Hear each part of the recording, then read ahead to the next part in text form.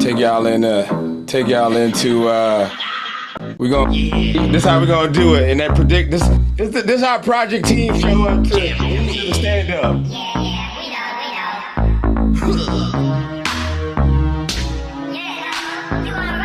What?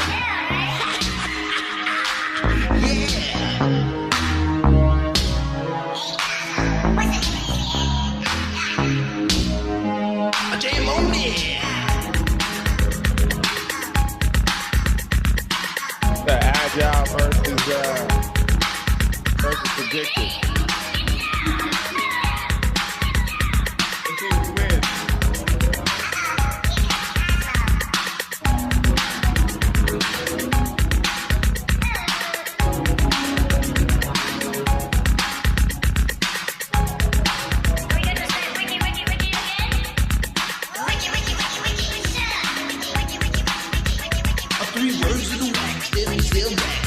Down and then give me no slack like a Burger King with the sack of Big Macs. We're throwing down and with the rockables hats on time. In your mind, see, you gotta bring it to your best ability. You gotta funk it up until it knocks you down. And when you're funkin' up, be sure you pass it around. Come on, let's go to work. We got what'll make your body jerk. Make you throw your hands up in the air, shake your booty and scream, oh yeah. Cause we are the jam on you and jamming on niggas how we do the do. We'll funk you up until you book it down. So come on, people, check out the sound.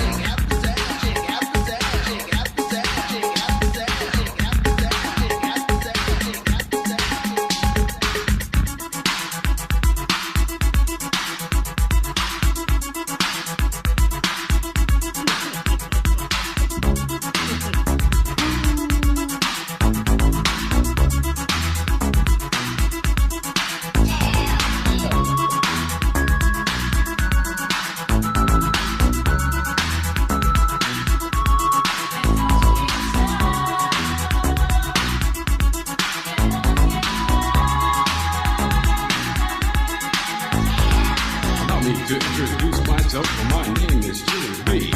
And I'm a surefire, full-blooded, bonafide, hot-rockin' jam on production MC. If you want the best, then put me to the test, and I'm sure you'll soon agree that I got no flaws, cause I'm down by law when it comes to rockin' viciously, you see. Cause of when I was a little baby boy, my mama gave me a brand new toy. 2 turntables with a mic, and I learned to rock like a Dolomite. Time went by on this God creation. I knew someday I would rock the nation, so I made up my mind just what to do. And I joined with the Jam on production crew. So go crazy, go crazy. Don't let your body be lazy. I said don't stop the body rock till your eyesight starts to get hazy. Clean out your ears and you open your eye. If you want to hear the music, just come alive. If you don't know how, get ready to learn. Cause Cosmo's taking his turn to burn. Take a seat, and no in the seat, and the AMO, and the freak, and the add a funk, and beat, and then what do you see?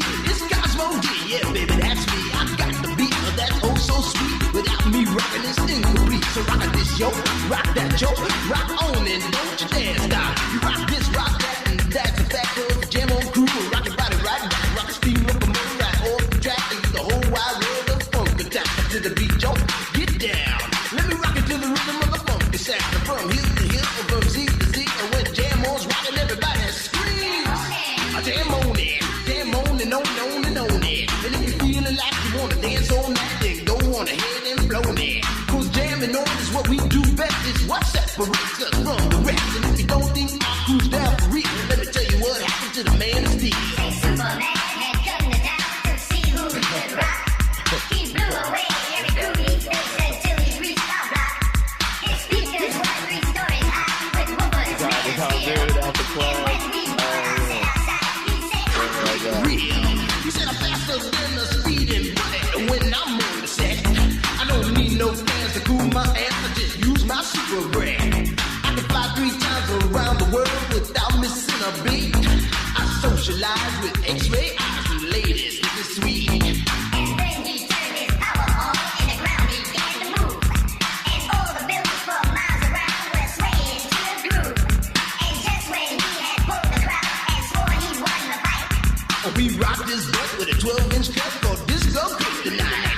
Well, Superman looked up at me. He said, you rock so naturally. I said, now that you've learned the deal, let me tell you why I'm so for real. I'm Cosmo D from outer space. I can rock the human race. I do it right.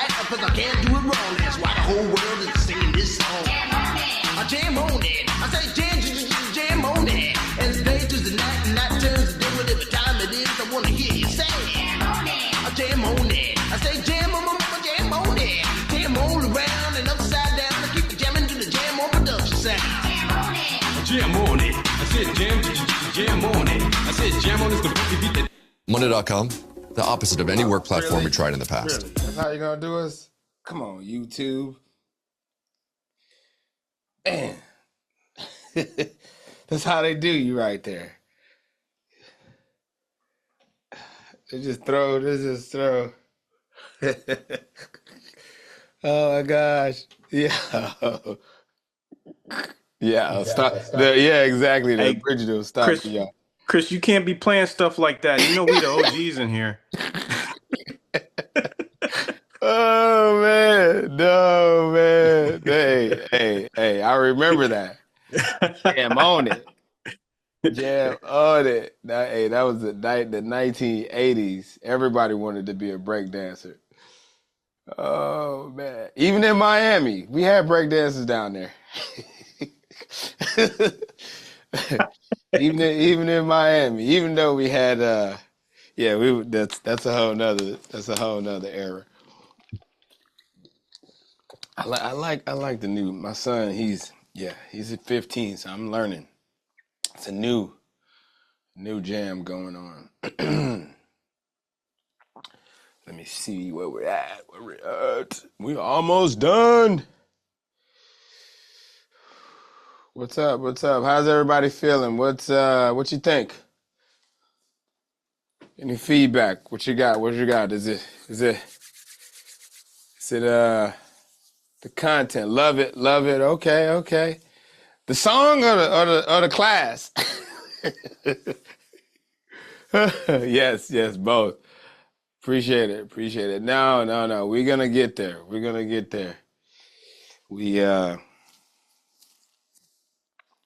are definitely gonna get there. Love it. I know, right? Trust me. I've been working. I've been each class. It's especially when I get off of work. When I was at State Department, I was teaching all day. Then I had to come home and teach all night. It's just like I get on camera and be like, "Hey guys, I'm not feeling it today," but it helps working from home now, so it makes it easy to just walk upstairs and get it done. So let's do that. Let's get it. Let's just get this done. Let y'all get on. We got 1 hour standing in the Where Y'all Weekend. Let me make sure where we're at. Boom, boom, boom. Ba-ba. Little guy in the corner. There he is. Now we are going in to the predictive approach. Traditional. So what my thought process over the next couple weeks, because this is a pretty important part of the exam, but there's a lot of things in there that we need to know. So what you're getting is an overview today. And so my thought is Tuesday we have 2 hours, Thursday we have 2 hours, and then we have another Saturday, and we're going to be diving in. It'll kind of be the same thing. I realize those domain tasks, they're very broad, right? So they're overlapping. Excuse me. But I want to focus on the things you really need to know. And so we're going to spend that time to get those out of the way. I think we did really good over the last couple of weeks breaking the ice. This is, we're coming up on our midway point. So it's all downhill from here. The business part is easy, right? Contracting, how to go about some of the terms when it comes for the different type of contract vehicles, how you go about finding vendors, those things are pretty straightforward, I think. But it's just getting in your practice, your practice with these practice exams. That's why I'm very one of my things is active learning, right? Kind of goes along with act now education. I can sit down a little bit. I'm back. I can sit down a little bit. But act now education, be active with your learning. And so don't just read 1/3, 2/3, read a little bit, practice a lot, read some more, practice a lot. So that's the goal we're going for. So traditional, predictive. What do y'all know about predictive? Let me hear. Let me hear in the chat, or somebody want to. I mean, something that's already well defined. I think we Nah, usually not you. Nah, Ian. Nah, you. I'm gonna shut your mic off today, man. Let me. I've been hearing from you too much. I want to hear some other people. It's structured. It's There like you go. There you it's go. Hold on. it's like ABCD. It's like, think of it as construction. The Okay. foundation needs to be set before you can start framing. Before you can start, then you got to put the roof on. Yada yada yada. Yeah. Okay. Oh, there it is. I was like, where did everybody go? I'm missing my screen. There we go. Good. Anybody else want to add to that? Talk to me about the process groups. What do y'all know about the process groups? He say, I got shut down. Somebody said cycles. Evelyn said cycles. I guess they directly align to the process groups, the initiating, planning, executing, monitoring, control, and closing. What do you think is the most important process group? Okay. Planning. There we go. I can do that. Okay, let me send the link. Yeah. I mean, anybody has a different opinion? You know, I'm always say, it I'm gonna depends. say people. No, I mean, far as the 5 process groups, like, what's the most important process group? Oh, like initiating? Yeah, out of the 5 Yeah, initiating. initiating. There we go. Real quick, give me all the 5 process groups. Go ahead, drop them in there. 11 hours. Somebody. All right. I don't know who that is. I'm gonna turn they might get kicked out of the meeting. No, I'm just joking. Monitor, control, and closing. Good. There we go. All right. Yes. Initiating, planning, monitor, control. Yes. Good. Give me some of the knowledge areas. What do you think? What have you heard about knowledge areas when it comes to scope management plan? Okay, scope management. That's a good one. That's one. Monitoring. That's a process group. We're talking about knowledge areas. Iteration. Yep. Give me another one. Schedule. Yep. Risk. Costs. Procurement. Stakeholder. Quality. It's resource allocation. Communications. Resource management. There's one more. Did we get them all? Well, somebody said quality. I got integration. Yep. I think procurement. Did somebody say procurement? I think that's the last one. Yes, procurement. So yeah, stakeholder. There we go. Stakeholder management. Yep. What about let me see. I'm over here cheating.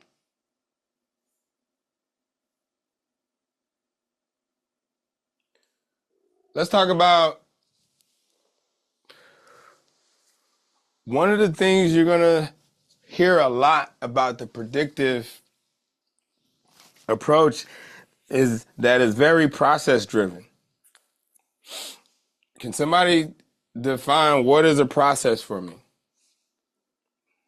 Yeah, I know the slides are not up. Oh yeah, my bad. Looking at my yeah. There we go. Why is it doing that? Stop.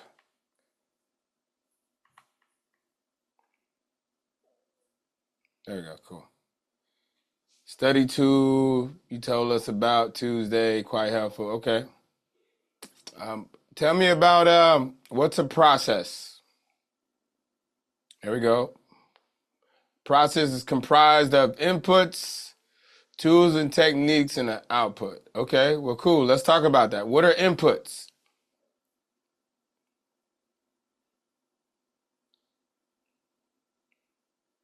Steps you take, data, business documents. There we go. That's a good one. Charter is an input. Resources.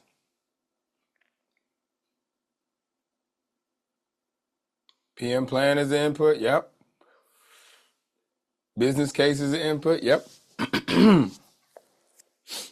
How many processes there in the predictive approach according to the PMBOK? There we go, 49. All right, good. 49, 49, 49. What's the difference between a tool and a technique?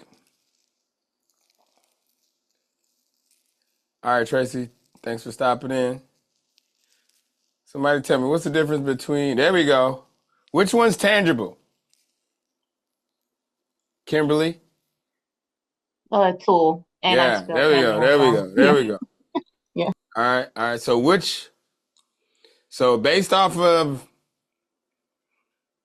let me see, how can I frame this? So what something that I already showed you in the plans and documents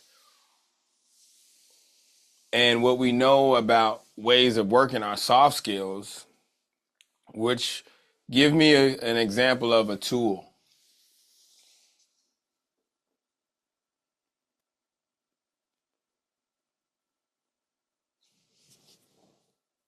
Comms plan, charter, software, risk register. Okay, cool. Got it. Risk register is a tool. Issue log is a tool, right? Because we could touch it. What's a technique? RACI chart is a tool. What's a technique? Serving leadership, a leadership style. What's another technique? Something you're going to use a lot.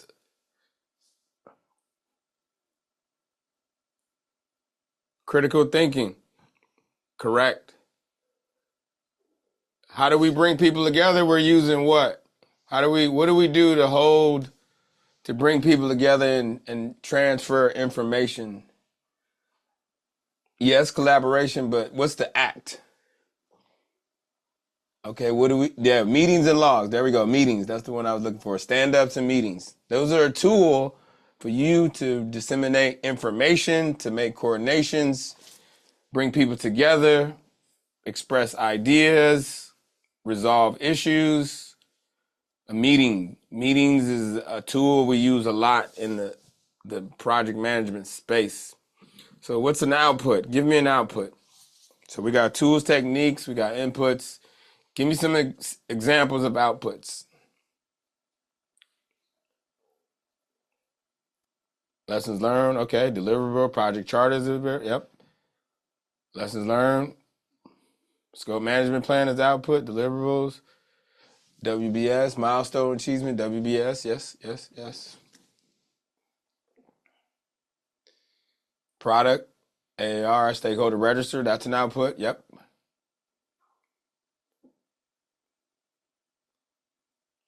Stakeholder register, scope statement, that's output, yep. So let's go to the initiation process group. What are the two processes within that group, and what are the primary outputs. Yep. John said it. Charter, stakeholder identification, develop project charter, identify stakeholders. So what are the outputs? Develop project charter gives us what? The project charter, correct. And the project charter does what for us as a project manager? Roadmap, okay. Starts the project, right? Roles and responsibility. Business documents and agreement. Yes, that is correct. Those are inputs.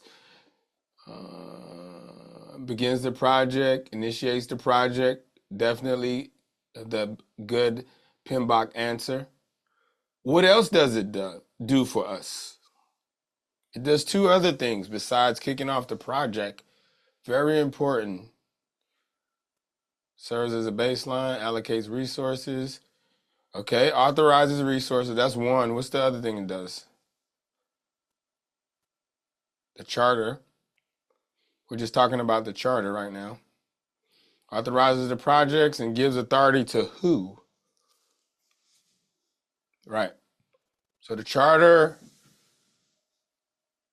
authorizes the project, authorizes the resources to be allocated to it, and from the PMBOK sense, resources includes people also, right? So team members are a resource, workers are a resource, and then it also assigns a PM to the project. So those are the particulars about a project charter.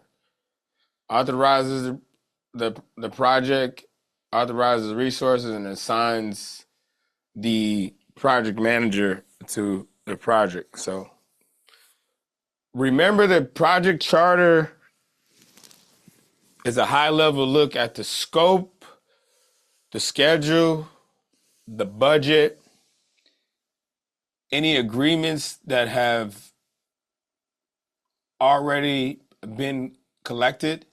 The most important part of the project charter, the most important input, is the business case. Because what does that tell us?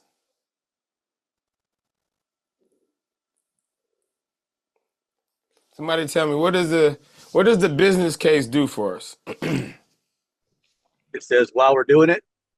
No, the business case at the start of a project in a predictive sense. Why do we? There we go. It lets us know market demand, value. Essentially, it just lets us know is executing this project whether or not it would be valuable for us or not. So if we conduct execute a business case and it comes back and it says, well, you know what, based off of market trends, we're going to lose like $2 million if we execute this project. Should we execute it?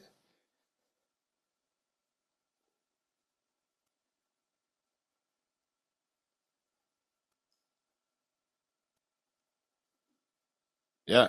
It lets us know if the project is worth. Yeah, it's your justification. Yep.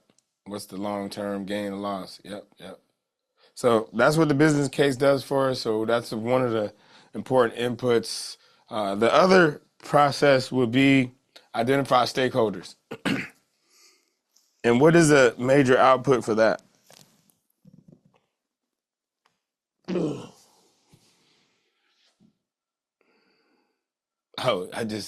Oh yeah. What would be the major output? There we go. Stakeholder register, right? To let us know who's involved with this project. Key people, identify key people. Yes. Right. Stakeholder register is so we got a project charter and a stakeholder register. We have a high level view of what this project will be.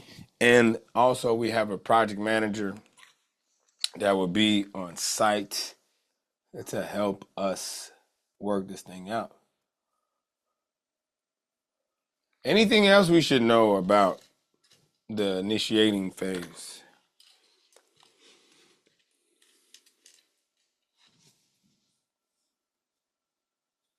So now that we have a project charter and a stakeholder register, those are now what? Input to the next phase or process. Yes, correct. And so the next group is the planning process group.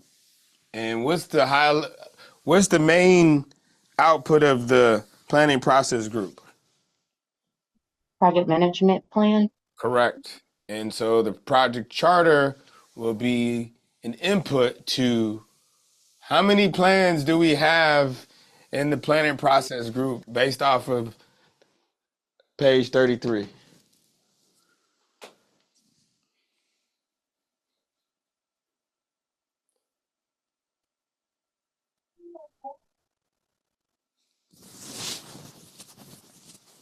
At a minimum, the project charter is going to be an input to the integration management plan, the cost management plan, the scope management plan, the schedule management plan, the communications management plan. See where I'm going with that? Right? That's what it's going to happen. So, no, I think that's a good start. You guys already waterfall. Cool term, sounds crazy, but essentially what it is that in the near term we plan for detail. While we're working ahead and the way ahead, we can high level plan. Right? We can start planning big movements, and then as we get to it, as we approach that next point, we could go and refine our plan, and then boom, and then it happens again. So we detail planning, and we're planning in the distance at a high level, and we keep rolling, and so that's the waterfall technique, right? It's like progressive elaboration is what another fancy term I'm talking about. So we've already talked through this. You guys did good. Traditional approach to project management, very process driven. You've talked about everybody initiating, planning, executing, monitoring, controlling, closing. What's going on in the monitor and controlling process group? What do you think? What do you guys know about it? Q&A? Could be. Yep. Review? Okay, that's good. Yep. Track and review. There we go. Ensure plans on track. Yes. What else? Put out fires. Yep. Monitor risks. Regulate. Approve work performance reports. Validate deliverables scopes. What's your triple constraints?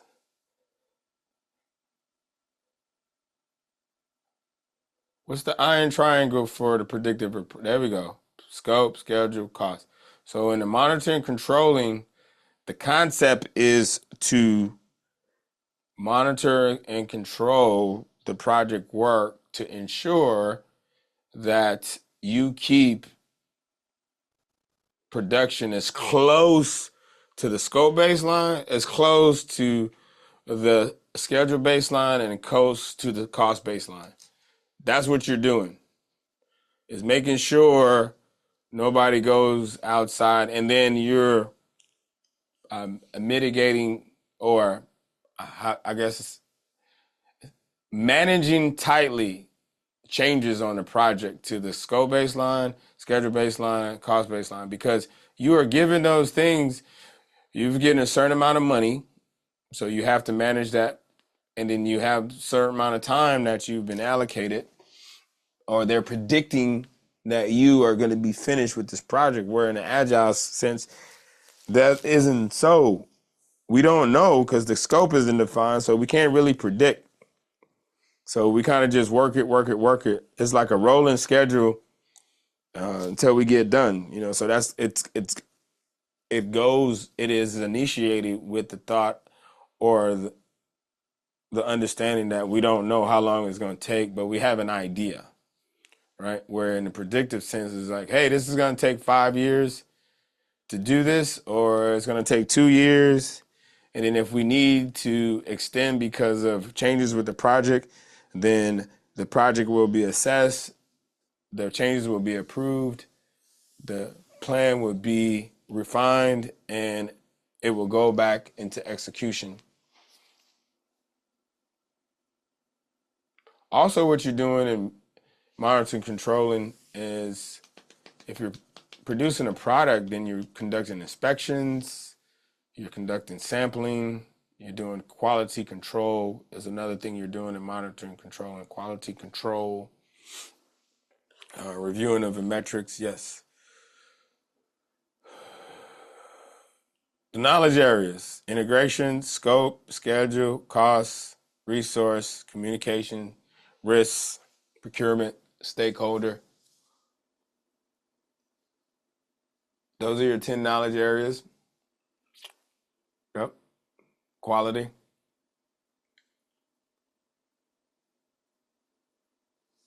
Here's some things that are associated closely with schedule, costs, and schedule, scope, and costs, right? We got the critical path method. Who knows, somebody, what is the critical path method? What do you know about that? It's all the tasks you need to do to get to your deliverable. Somebody It's the want, short. somebody It's want, yeah. It's basically the shortest period of time you're gonna get that project done, and if or you could. I guess it's hard to explain. no, you going there, you going there. Stay with it.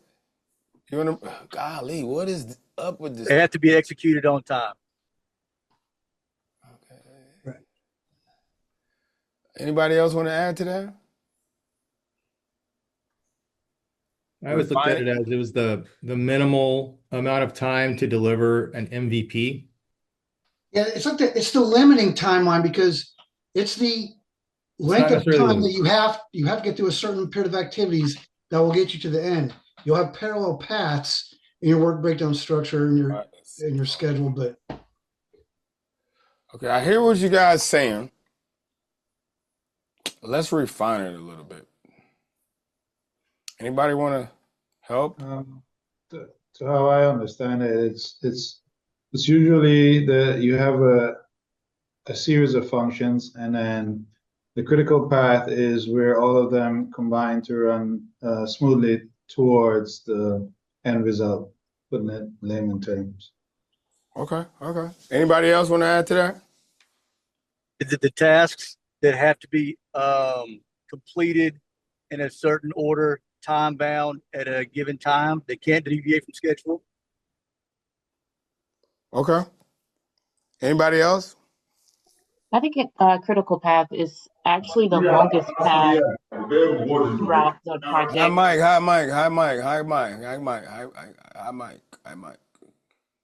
Go It's ahead. the longest Who is that path. speaking? It's Kim. Who is that? Kim. Go ahead, Kim. Go ahead. Okay.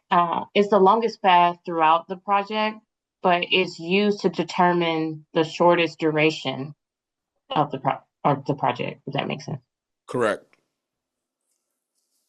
Critical path is the longest path of sequence activities.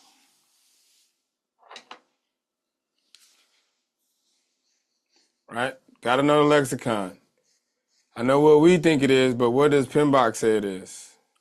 Right? It's the longest path of sequence tasks. Right? Unlike the product backlog, you just shuffle a deck and get the work done. But what's so predictive about the predictive approach, and when we get more into the work breakdown structure, identifying requirements, sequencing requirements, estimating activity durations, those are steps we have to take doing schedule management to produce a timeline. So the critical path is that string of activities along that timeline that is the longest path, meaning it starts when the project starts and it ends when the project ends. And those activities that are sequenced along that line, there's no room, no slack, right? There's no lag, there's no room, there's no float time, right? So write those slack, float, lag. These are terms you need to know. So write those down as we're speaking about critical path. Get ahead. And that's a big thing when it comes to scheduling in the predictive sense, right? They always talk about it. It's critical path. Hey, this activity's on a critical path, blah, blah, blah, blah, the critical path. What can you do with these activities to ensure that the critical path is not disturbed? So I just want to throw that out there. We'll get into those later on, but these are some concepts you should go and read about next couple of days. Work breakdown structure, we talked about that. And that's a concept of, unlike in the Agile sense where we have a product backlog, it's very fluid, it's very easy to just align everything and talk amongst ourselves as a project team to determine, hey, this is going to take 1 sprint or 2 sprints, or we could get things done, and then the deck is shuffled based off of the difficulty of completing the task, unlike the predictive approach and the work breakdown structure. That isn't so. So we have to go a long, drawn out process to make sure we decompose. So underline that, decompose a task, decomposition, very prevalent lexicon term. Decompose a task to make sure it's down at its lowest level so we could get a time estimation to build our schedule, right? So that's the concept of the work breakdown structure when it comes to executing activities on a project. The next one, earned value management, money, metrics of project performance, how much money, or also how the work is being completed based off of budget and time for completion. So it's all about, are we behind schedule? Are we on schedule? Are we on budget? Are we over budget, or are we under budget? So those are the metrics that lets the earned value management metrics lets project managers or organization know in the predictive realm how well the project is doing. Most of the time, if it's on time, it's good. If it's under time, it's really good. If it's under budget, it's really good. If it's on budget, it's good. But if it's over any of those two, it's bad, right? So in the Agile sense, that's really, it's not as much focus on that, but I think money is still an option in how the money is being spent, but that comes with uncertainty. So it's expected that you're going to spend more money on something you don't know what you need to develop, right? So that's kind of like our, time and materials. We don't know, so we're going to keep burning money. Where something fixed price, we want to make sure the vendor could get the customer to knowing what they want, so the organization or the vendor doesn't lose money. Like, it's a horrible way to work. Gantt charts a way we look at how time is being managed. To take a look at the way our project work is being conducted. It's a visual tool, displays project schedules, horizontal bar. You've seen them before, so nothing new. And then the traceability matrix, requirements traceability matrix, just show us the requirements for the project, where similar to a responsibility matrix, what we talked about. So you have a requirements traceability matrix, and then that is mapped to the customer requirements, and then making sure that we have all the requirements allocated for the customer. And then also mapping people who are actually going to work on that would be something more in detail you would add to. So here's the example. Office building construction.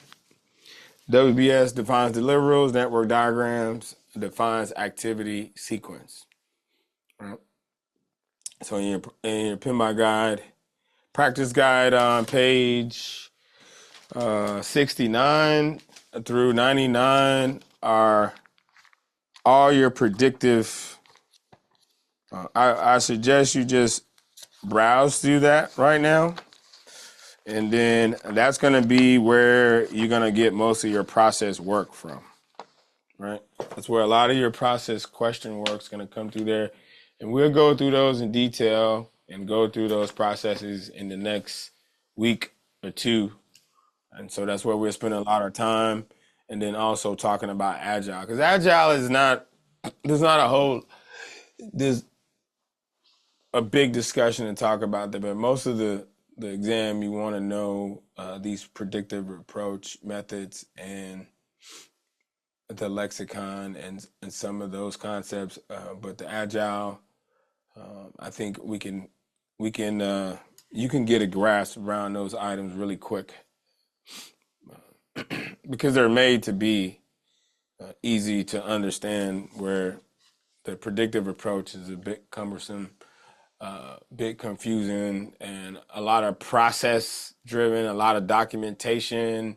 I mean, you see how many plans and documents you need to articulate what you're doing on a project. So cool. We're at the end of Check on Learning. Wow, I thought it was going to take longer. I thought it was going to be short for time, but no, we're doing good. Good discussions. Check on Learning, which knowledge area deals with managing communications with stakeholders.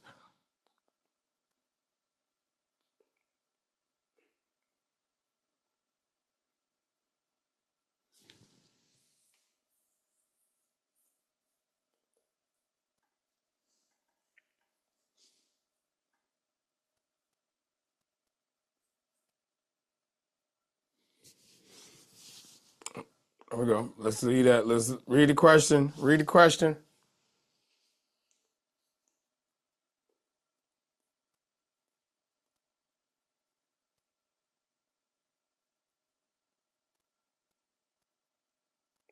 There we go. Shanice. Communications management.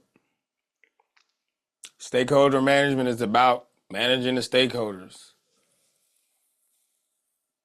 right?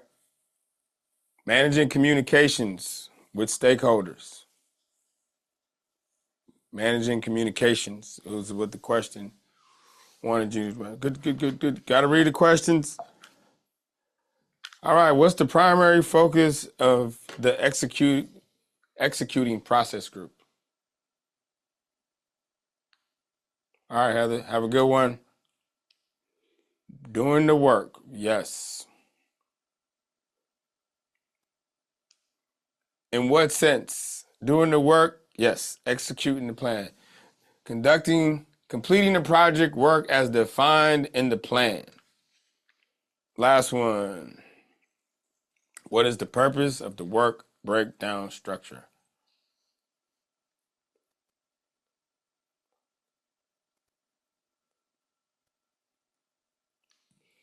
Work breakdown structure. There we go. Decompose tasks. Decompose tasks. Work required to be complete. Breakdown work requirements. Breakdown project. Yes. Woo-hoo! Tasks 1 through 3. Deliver approaches we discussed at a high level. Agile at a high level. Predictive at a high level. This is our homework assignment. Review what we discussed. The 12 project management principles. 8 project performance domain. Task 1, 2, and 3 of, that's not people, it's supposed to be process domain. I got to fix that. That's the wrong slide in there.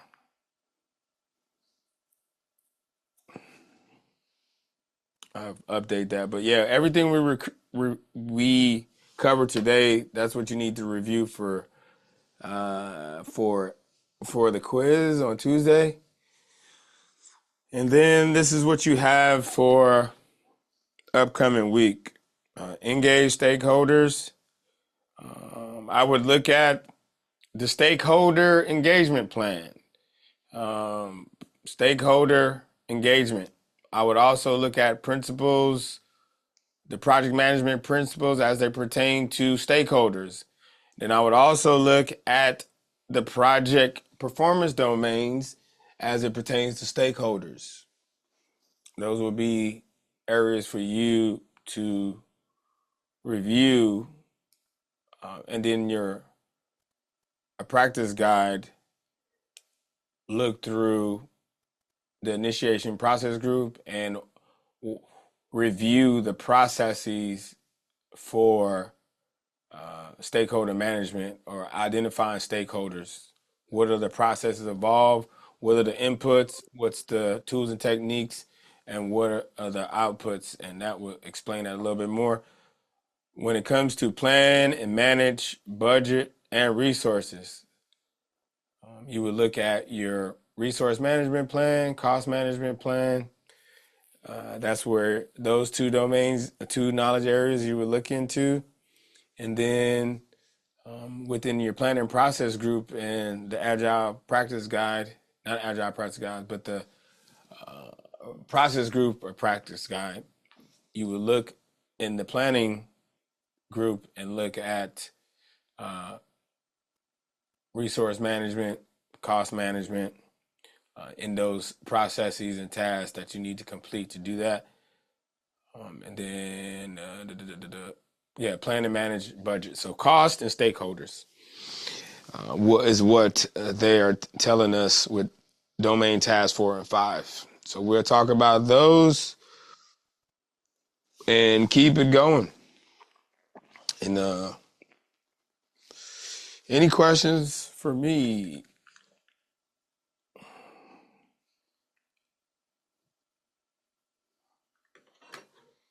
Thank you. Boom, boom, boom. Thank you.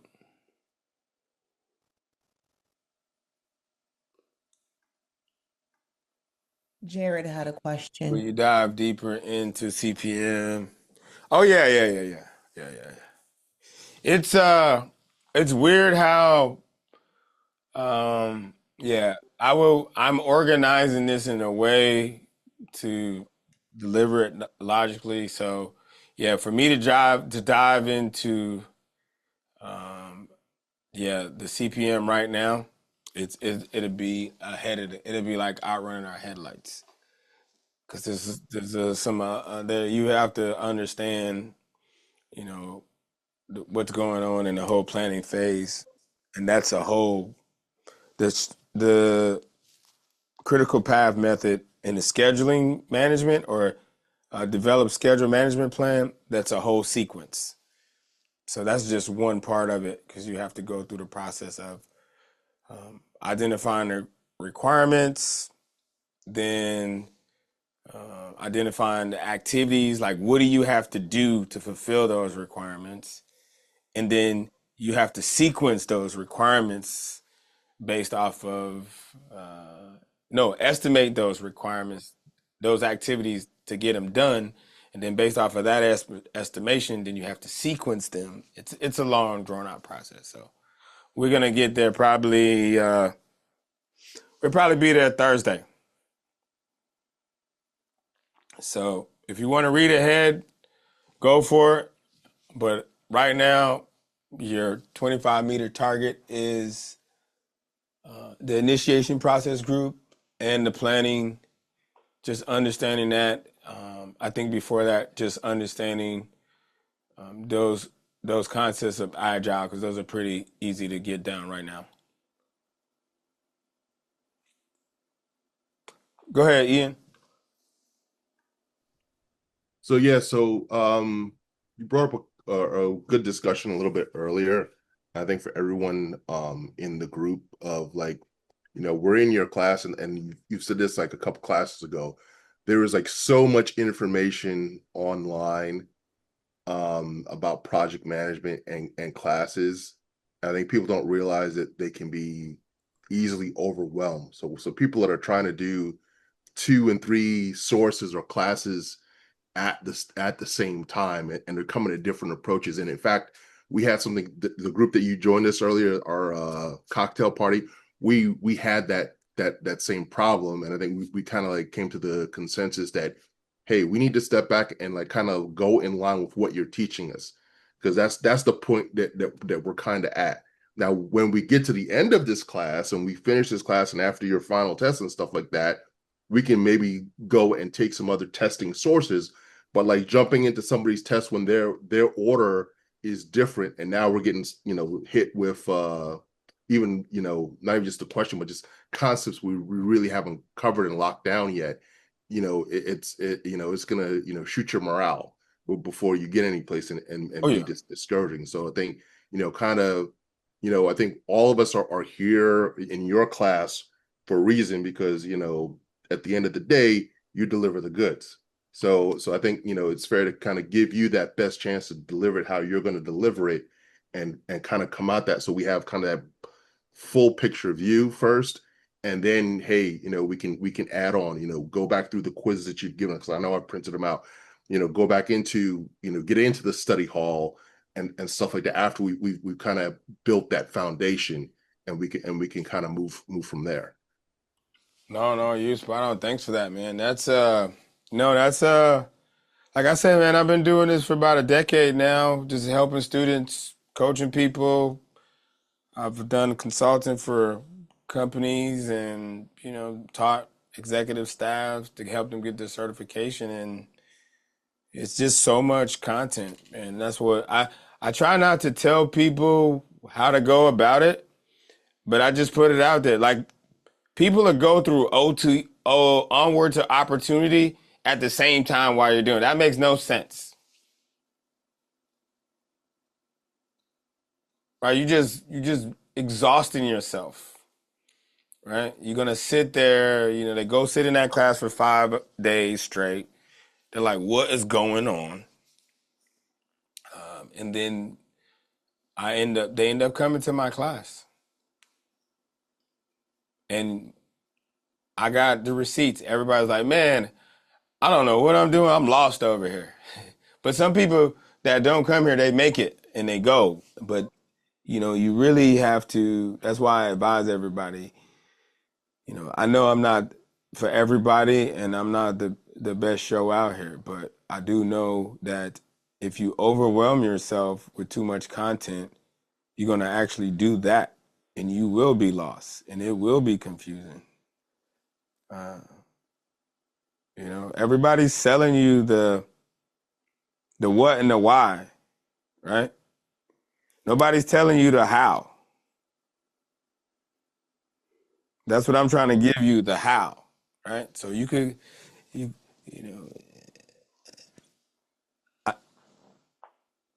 the more people we have from Act Now pass, that's why our process, we don't take everybody. I really didn't want to take that many people, but I told you, what's the number? How many we had log in today? We got about 140, right? So this is I think we got a good class. Everybody's here. Stay with it. I know life happens, but shoot, day one, 300 people plus signed up. Day one, we had about 279. By the end of the week, we were like 180. So they start, so we're in a good place, but it's don't waste your time trying to go multiple. Just lock in. Unless you're on a timeline, then so be it. Because I don't know what everybody's timeline is. And so that's why I kind of you tell me where you're at and where you're trying to go, and I give you the best antidote. Usually, if you're on a shorter timeline, my recommendations for study are going to be more intense. It just makes sense. Like, if you want to get something done faster, you got to spend more money. You got to put more time and resources to it. If you take your time or you got more time, then you could gradually, that it's project management. Treat it like a project, right? Treat it like a project, especially when you're working through an organization like this and you want to get the voucher. This is not a microwave process, right? When you go to OTO, you don't get that voucher unless you pass that exam. It's the same thing here. Jay's not giving out vouchers unless you pass but nobody's coaching you like this at OTO. That's my value proposition. Go look for it. Nobody's doing this. Nobody's making sure in the DMs with y'all in my LinkedIn. Nobody's doing this. If they are, go find them. Show them to me. I want y'all to win, but in order for to do that, you got to listen, right? Or apply what I'm giving you because it works. I'm not going to tell you something I haven't done myself. Are they going to? Yeah. No, you guys will be good. Let me see. E saw the same thing you said. Yeah. I went to the study group. They invited me to the study group. The study group was hitting me up. It was like, I was like, no, man, this is what you should be doing. If you're doing study groups, how many people in here right now? Cool. We got 93. All right, cool. People say, if you can hear my voice, if you decide to do a study group, this is the game. Study what I present. Don't study anything more unless I tell you to. Right? It's easy. You should be studying everything we did last week and everything we did the week before and make sure you know it like the back of your hand. Study that. Don't worry about earned value management right now because we're not even there. We're not even there. I've been touching on it because I'm prepping you and I already put you on game for that. Don't waste your time trying to memorize formulas. Focus on learning the concept of earned value management, why it's important to project management, CPI, SPI. Get familiar with some of the metrics, just know a little bit to survive, right? Because the street says you're only going to see one or two formulas on there. However, questions might speak to earned value management. They might not be formula based, but they might speak to earned value management. So that's why I say you need to understand earned value management and the concept of it. Go ahead, Paul. I think me and Paul been in some one-on-ones. So my question, I wanted to ask, are we going to be taking an exam before the end of this boot camp to see if we're ready for the PMP? Oh yeah. Is that gonna be, that's the last one? That's matter of fact, on Saturday, November 1st, you got 4 hours. So what's going to happen, I'm going to try to get to the business environment stuff and knock that out of the way because it's pretty easy. I'm probably going to give y'all some homework to go read that. It's like a waste of your time, but I want to explain it'd be kind of like what we did today. I'm going to see what you know, and based off of your responses, I'll fill in the gaps, It kind of keeps me from talking about everything, but let me gauge the room. So, yeah, on November 1st, the way that's going to go is you're going to come in. I want to get the business stuff out of the way. So we'll come in, we'll do like a review for an hour. And then I give you the test. It's 90 questions. It'll take you you're allocated for 2 hours. So if you get it done sooner, so be it. So if you're planning on taking this test and you're trying to get a voucher, I would suggest you mark your calendar now. Okay? I suggest you mark your calendar now. You have to take it here with us. I could give you my test, and yeah, you could pass it, and you could do whatever. I'm not saying that I don't trust you, but some people game the system, right? So to keep everybody honest, you come on Zoom and you take it, and it'll be a practice exam to taking it virtual. What does it feel like sitting for 2 hours taking a exam virtual, right? And so that's the way it would go down. If you pass, you'll get a voucher. That lets me know that you're ready to test. Within a week or two, you should test. If you score 80% or above on the exam, you get a voucher. That's it. Is that everybody? That's everybody. What? Let's I already told. go. Hey, trust me. I already told. I thought it was Jay. only 30. I thought it was only 30. So I was like, man, how am I gonna? No, I told Jay already. I said, hey man, you better get your vouchers up. This class is strong. Yeah. I'm talking about that. Let's Yeah, I go. said get your vouchers up. And so yeah, so he's working on like right now. I mean, the quizzes are good, but right now, based off of what do those two, the best way to explain it, those quiz questions you get are kind of like the questions you get in the back of the chapters in the study guide. They're just to boost your confidence and to make sure that you're getting the concepts within that lesson block. That's what those are, right? So if you're crushing it, that lets me know like at least you're getting the high level understanding of what's going on, right? I think you guys got people locked down, based off of the discussions we've had. I could tell when people are not reading because if I pose a question and you're talking about something way over here, like I've heard all the answers, right? And I know based off that's why I make you respond, because I want to see what people are thinking. What are they thinking? That's not quite. If you hear me say something like, anybody want to add to that? That's probably you don't have the right answer. That's my nice way of saying, that's not quite it.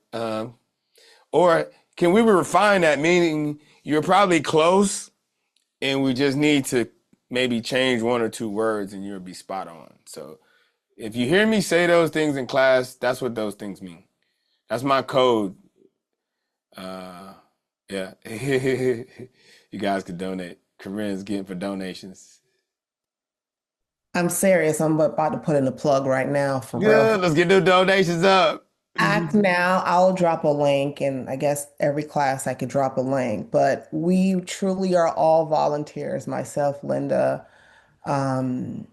Chris, Jay, we're all volunteers. Everything that we give, all the resources, the certs, all run on donations. So Jay is not the one to go out there and say, give me $1, but we run on donations. So when I post a link or if Linda posts a link, please donate like $1, $10, whatever you want. You could do it monthly. You could do it just one time. Please, because you may be able to afford it or you may not be able to afford it, but there's a member in our community who really can't afford any certification. So I would really appreciate it. The team would really appreciate it if you guys donate to the cause, your home, our family. That's the reason. She says, I know people, yeah, they in our group. Go to, if you're not in the school app, it's all kind of stuff going on in there. People, I try to post success stories in there just to motivate everybody. Let them know. Like Rick Williams, if you go in there, Rick was in my intensive review course, and Rick showed up to my study groups probably for about 3 months. And I was like, Rick, let's go, man. Let's test, man. Let's go. Let's get it done. He was like, you know what? All right, Chris, I'm about to do it. And some people are just delaying because they're afraid. Not because they don't know the content. It's not because they don't know the content. It's because they have a little test anxiety. We all, I did too. I was like, man, I got to get it this time. I was like, I was doing everything I needed to do to make sure. But you guys you guys are a little bit, and I think the test has gotten better too. Test has gotten better. I know the questions have gotten shorter, but still, the nuances are there within the questions. Test has gotten better. People complaining or giving good feedback. Yeah, November's the last day of class, November 1st. Yeah, I heard it. Yeah, Rick. Yep. Who was another one? There, if you go in there, there's a couple. What's the brother name? He was in there.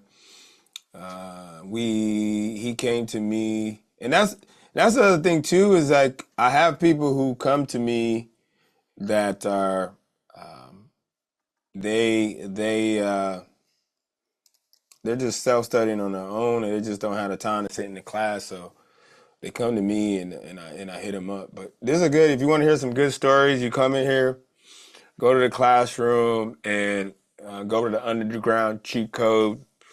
There's a couple stories in here from some people that I posted. Jeff Womack's one. Jeff Womack, he's gotten free degrees from Act Now. He's got a whole, I think, bachelor's, master's degree from Act Now. Yes, Jay gave away 200 master's degree. I know, Yeah. I know. Yeah. Give away 200 It's master's degree. He's working on even more things for next year. Again, next year's gonna be guys, big. please, if you can, just don't. Theodore, this guy right here, Theodore. He was one of my clients coaching. He didn't sit through my class, but I probably had like 2 sessions with him. Barry is another one. Actually, Barry was in our class. He was in our, I think, earlier this year in an intensive review course. So the intensive review course is 15 hours, by the fire hose. Like you have to show up already knowing. I don't let anybody in that class, so you have to show up already knowing. And we're working. We're pushing it because people are on our timeline. So depending on what time, how hard you want to work, I could push you.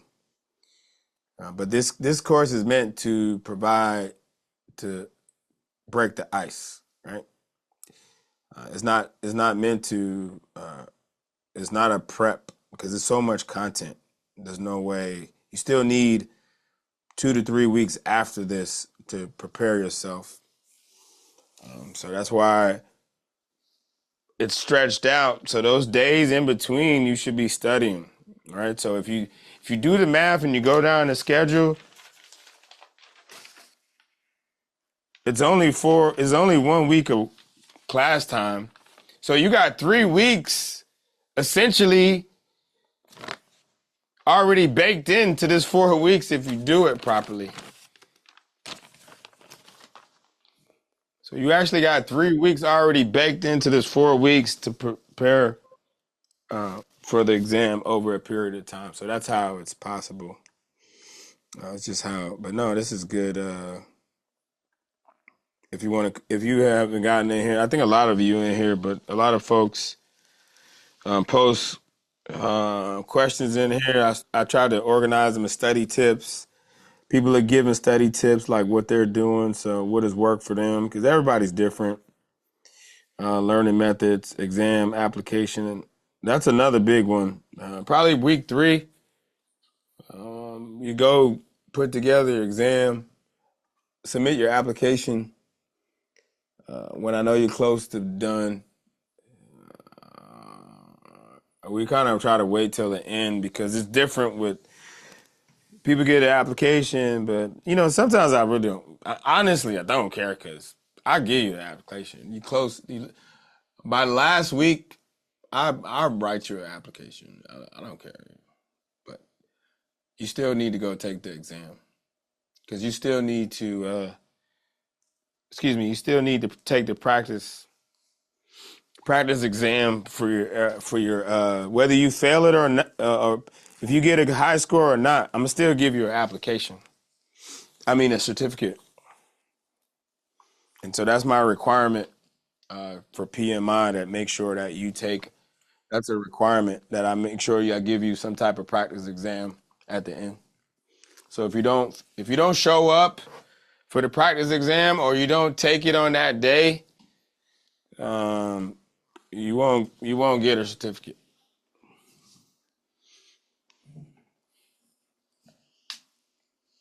So if you're here right now, Hey, Chris, really quick.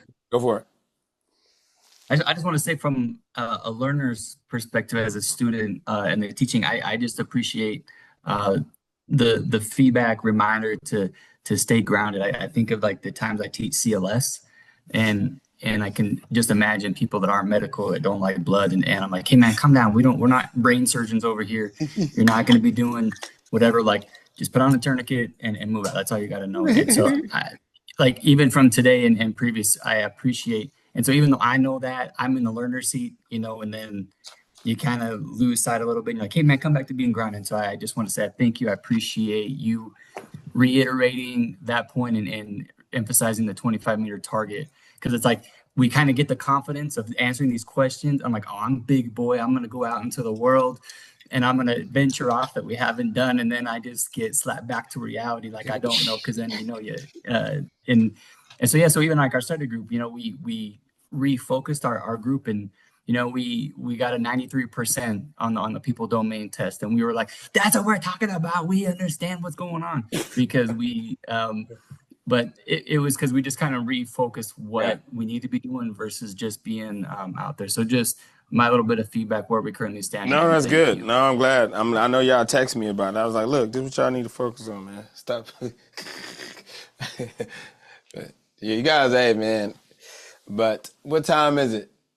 Yeah, we got done a little early today. That's good. Well, hey, you know how to get a hold of me. I see y'all on Tuesday. I'll be traveling next week, so it might be a little janky, but I'll show up.